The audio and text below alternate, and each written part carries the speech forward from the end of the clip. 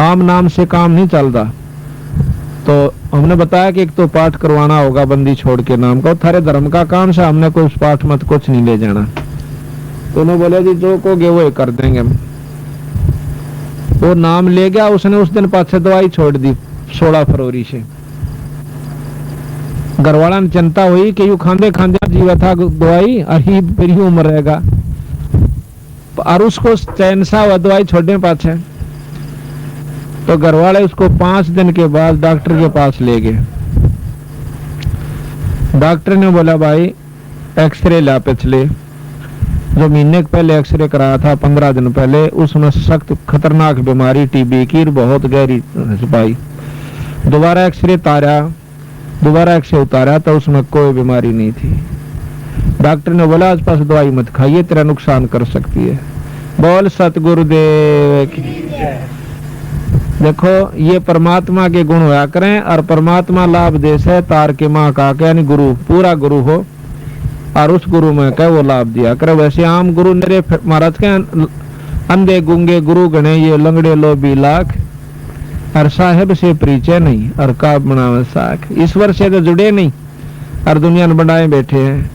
आप भी नरक में गधे बनेंगे और गेला उनके वो बनेंगे चेले, उड़े नरक में लौटेंगे और उड़े के कुतिया के पेट में कुतरू बने का होंगे सारे गुरु चेले। तो इस दुख से बचने के लिए हमने पूरे गुरु की तलाश करनी चाहिए। ये मनुष्य जन्म बालका खेल नहीं है कि फिर मिल जाएगा। एक अनाड़ी का फंसका अपनी जन्म बर्बाद नहीं करना चाहिए। गुरु की पूर्ण रूप से परख करके जब इसे सुख देने लाग रहा हो यही जन्म में, तो आगे बिराना के ठाठ देगा। और जब यही कोई सुख नहीं है तो आगे कोई लाभ की उम्मीद ना करिए उनसे। कोई नौका आगे सतलोक भेज देंगे, एक स्वर्ग में भेज देंगे, ये बंडाण की बात से। जब हम तो यहाँ तो कैर हो रहा घर में और वहां फिर स्वर्ग में, तो यही सुख हो गया तो यहीं पर स्वर्ग से शुरू हो जाएगा और आगे भी आपको लाभ मिलेगा, वैसे नहीं मिलेगा। तो इस प्रकार बता है कि जिस घर में ऐसे सुथरे समागम शुरू हो जाते हैं उनके ना जाने कितने दुख परमात्मा दूर करा कर। तो इसलिए बताया कि सत्संग के बिना इस जीवन में ज्ञान नहीं होता। सत्संग में आप देख लो कितने गाय हो साबत गांव में, बल्कि निंदक ज्यादा होंगे और इस बात को सराहने वाले कम मिलेंगे। क्यों? उनको बेरा नहीं बेचारा ने। जब ज्ञान हो जाएगा कि यह चीज बहुत बढ़िया है और इसका ज्ञान हो, यहाँ वक्त बैठे कोई सुने, तो बिना सुने तो कोई कुछ कह रहा होगा, कोई कुछ कह रहा है। सच्ची बात को सुनने में भी कष्ट होता है। यहाँ के बैठे सुने फिर उसको अजमा कर देखें। हम किसी को बुरा नहीं सिखाते, कोई बीड़ी शराब मांस तमाकू से पीछा छुटवाते हैं और परमात्मा के नाम पर लावासा।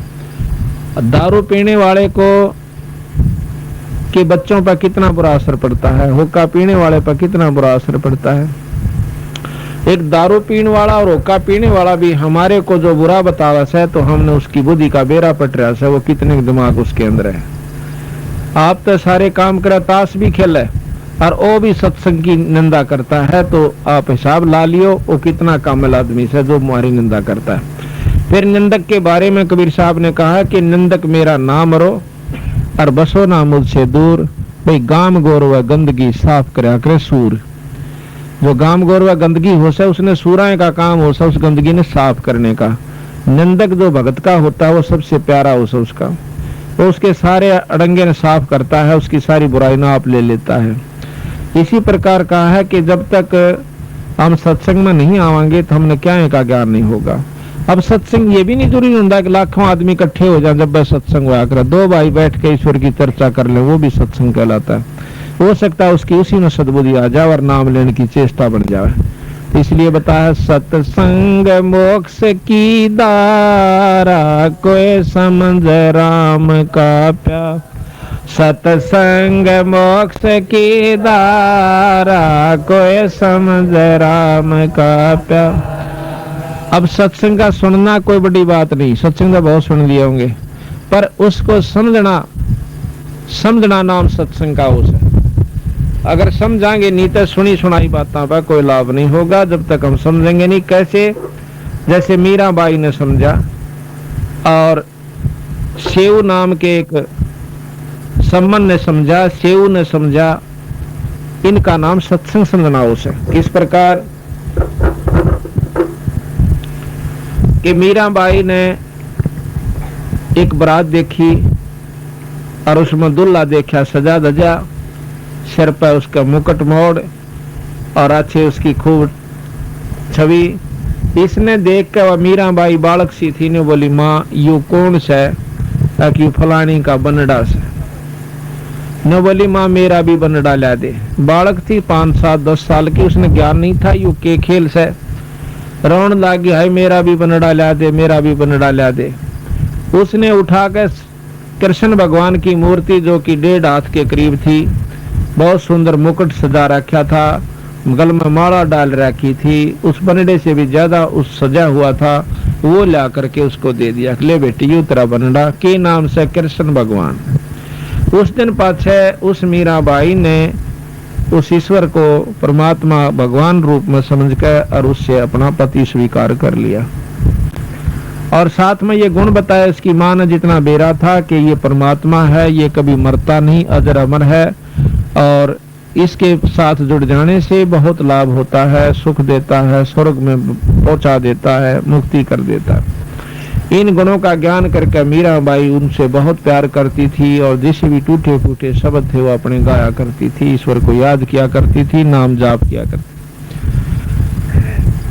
तो मीराबाई की मुक्ति का साधन बना, लेकिन बना जब वो गुरु से नाम ले लिया, क्योंकि पिछले संस्कार थे उसके जो प्रबल परमात्मा में रुचि बनी हुई थी, पिछले जन्मों का तप भजन उसके साथ था। लेकिन मुक्ति उसकी जब हुई जब रविदास जी ने उपदेश ले लिया, और उपदेश ले पाछे फिर उसने ज्ञान होया कि मैं तो जमा बर्बाद हो जाती अगर गुरु जी तो नाम ना लेती। तो इस प्रकार हम जब तक नाम नहीं ले लेंगे तब तक हमारा कोई छुटकारा नहीं होगा। तो बताया कि सत्संग समझी मीराबाई, करी सतनाम की कमाई। सत्संग समझी मीराबाई, करी सतनाम की कमाई। गुरु रविदास की शरणा आई, जब पाया मोक्ष द्वारा। है सत्संग मोक्ष की धारा, कोई समझ राम का प्यार। है सत्संग मोक्ष की धारा, कोई समझ राम।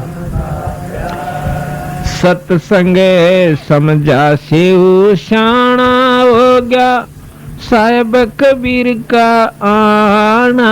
सत्संग समझा शिव शाना हो गया, साहेब कबीर का आना। निकी समन न खिला दिया खाना, वो अमर किया मनियारा। है सत्संग मोक्ष की धारा, कोई समझ राम को। है सत्संग मोक्ष की धारा, कोई समझ राम का प्यारा। अब सत्संग समझनाइयो सब आइयो, देखो तो कहने सुन की बात तो कुछ हो रहे है, पर सही तत्व बगे जब हमने इस तरह खरा उतरना चाहिए जिस प्रकार शिव सम्मन उतरे। कैसे? एक सम्मन नाम का मनियार था, वो बंदी छोड़ से उपदेश ले लिया सारे परिवार ने। 3 प्राणी थे घर में, एक तो नेकी वो सम्मन की घरवाली, एक उनका लड़का दोनों का वो था शिव उसका नाम था। 3 प्राणी थे। अब देखो सत्संग जहाँ होता है बचपन से बच्चा पे हम जिस भी जकर घर में करांगे वही असर होया करे, रोजाना असर हो। इतने गरीब हालत थी उनकी, इतनी गरीब हालत थी बेचारा की कि कई बार तो जून उग जाया करती, पर कभी उन्होंने किसी की नीयत खराब नहीं करी, ना चोरी करी ना ठगी करी। और यूं कहा करते बेटा भूल कर चोरी मत कर लियो, सत्यानाश हो जाता है जो चोरी करते हैं लोग, या कोई बुराई करते हैं, रिश्वत लेते हैं, कोई बुरा काम करते हैं। अपनी किस्मत पर सबर करके हमने रहना चाहिए।